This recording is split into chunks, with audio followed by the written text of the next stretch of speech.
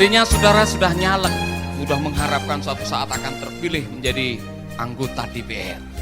Gambar saudara sudah ada di mana-mana dan akhirnya setelah pemilu saudara tidak terpilih padahal sudah habis 5 miliar. Ayat apa yang bisa saudara pilih untuk bertahan supaya tidak gila? Seandainya saudara sudah memulai sebuah usaha, saudara rintis dan usaha itu berkembang dan saudara sudah diberkati luar biasa, tiba-tiba saudara bangkrut. Habis semua yang saudara miliki, aset saudara habis. Ayat apa yang saudara akan ingat sehingga ayat itu bisa memulihkan saudara dan bisa kuat kembali? Seandainya saudara sudah menikah 25 tahun, anak sudah 4, rumah tangga saudara luar biasa, saudara bahkan terpilih menjadi diaken dalam gereja, kasih seminar kemana-mana mengenai memulihkan rumah tangga.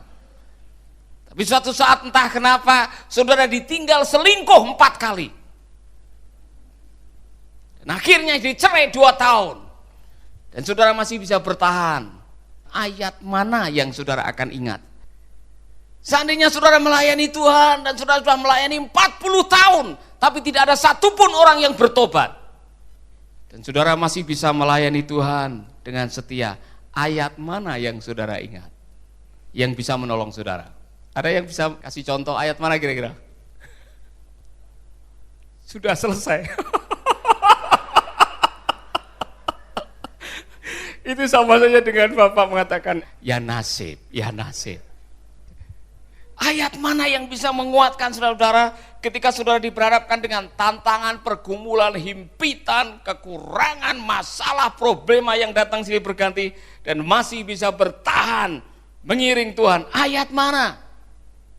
Saya mau mengajak saudara-saudara belajar dari kehidupan seorang nabi. Nabi ini pernah menyaksikan kehancuran demi kehancuran dan selama 40 tahun dia melayani tidak ada satupun yang dengar khotbahnya.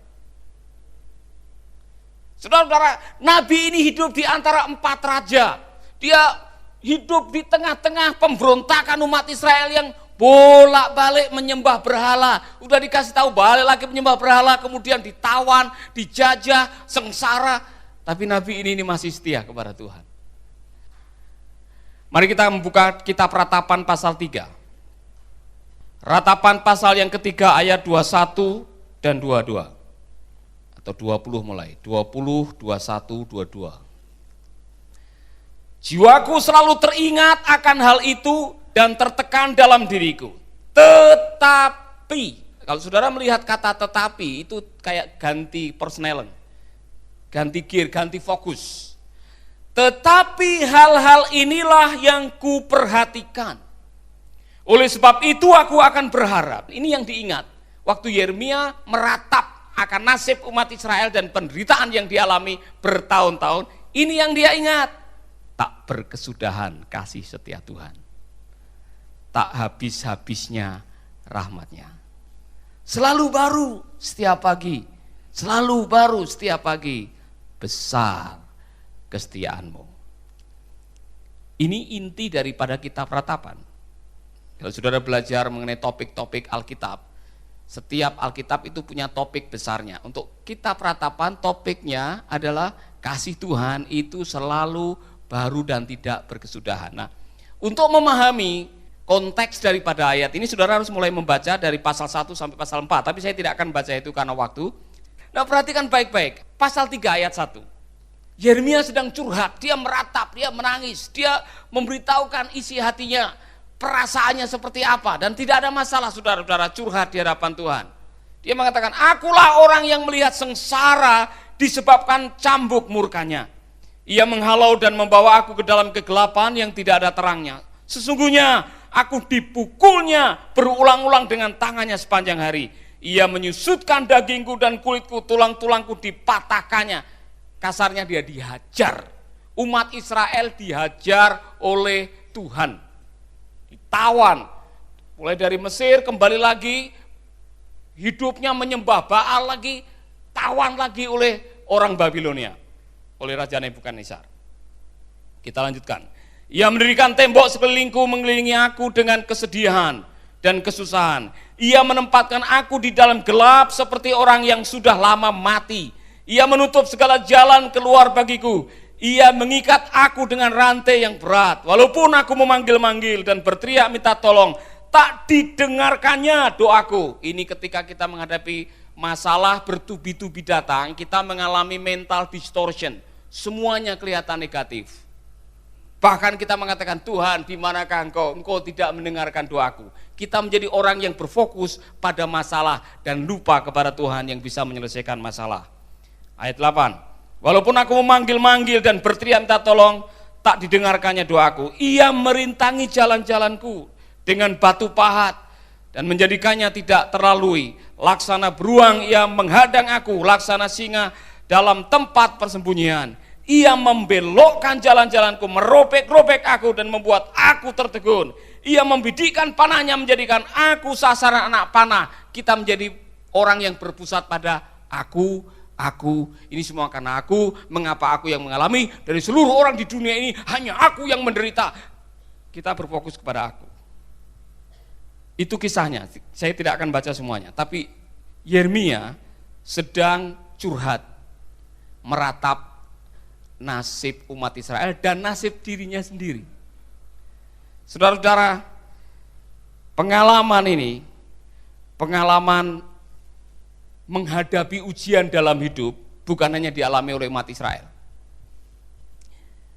Ujian kehidupan itu dialami oleh siapapun kita yang masih makan nasi dan menginjak bumi.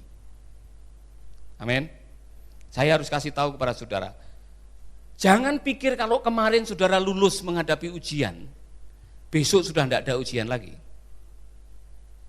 Saudara lulus tingkat 2, besok ada ujian tingkat 4.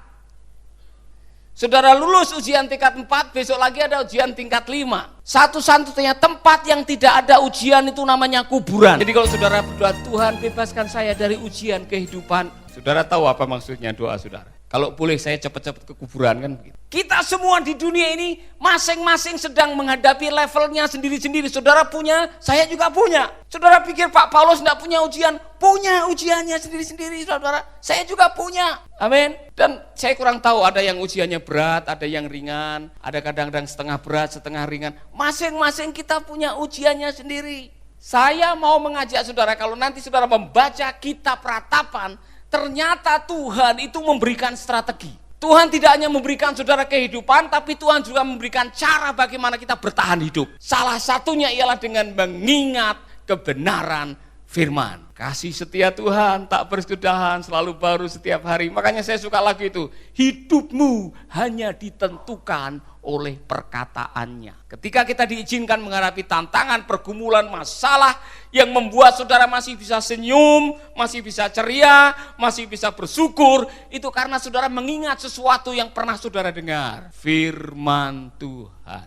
Saya mau mengajak saudara kembali kepada ayat tadi, karena ini penting sekali. Apa yang dilakukan oleh firman Tuhan? Apa yang dilakukan ketika kita mengingat kebenaran? Apa yang terjadi ketika kita mengingat ayat-ayat tadi? Saudara, ada 2 kata di situ, bahwa kasih Tuhan itu tak berkesudahan. Setelah itu ada kata-kata, dan rahmatnya selalu baru. Tuhan itu kasih, Yohanes bilang. Jadi kalau kita mengingat Tuhan, ingat baik-baik, kasih. Kasih di dalam action untuk saudara-saudara yang tidak layak menerima, itu namanya rahmat, grace. Jadi kalau saudara mengasihi saya mengasihi saudara, semua orang bisa melakukan. Tapi kalau saya mengasihi saudara, saudara kurang ajar dengan saya, dan saya tetap mengasihi saudara, apa yang saya berikan bukan sekedar kasih, rahmat. Nah, umat Israel itu kan saudara tahu, track recordnya tidak bagus. Walaupun dijadikan bangsa percontohan, tapi kalau lagi menderita, lagi terjepit, lagi kepepet, dia berseru kepada Tuhan. Nanti kalau hidupnya makmur, semua serba aman, enak-enak, lupa Tuhan. Itu umat Israel. Berkali-kali, saudara-saudara, berkali-kali untuk bangsa yang seperti ini diperlukan rahmat, grace, kasih karunia. Untuk kita yang kadang-kadang niru kelakuannya umat Israel, ya kan? Kita kadang-kadang melakukan yang sama. Kita memerlukan kasih karunia setiap hari. Bayangkan saudara punya air keran, tapi semua air yang saudara pakai itu semua kumpulan dari air-air yang saudara keluarkan tiap hari, mulai dari bekas nyuci, bekas mandi, dipakai lagi, diputar lagi. Saya pikir saudara tidak akan hidup dengan sehat, ya kan? Tapi kalau air yang saudara alirkan itu dari sumber yang bersih, sumber air yang bagus dari pegunungan yang setiap hari selalu mengalir, selalu baru, pasti beda rasanya. Ketika kita menyadari bahwa rahmat Tuhan selalu baru setiap hari, dampaknya lain dalam kehidupan kita.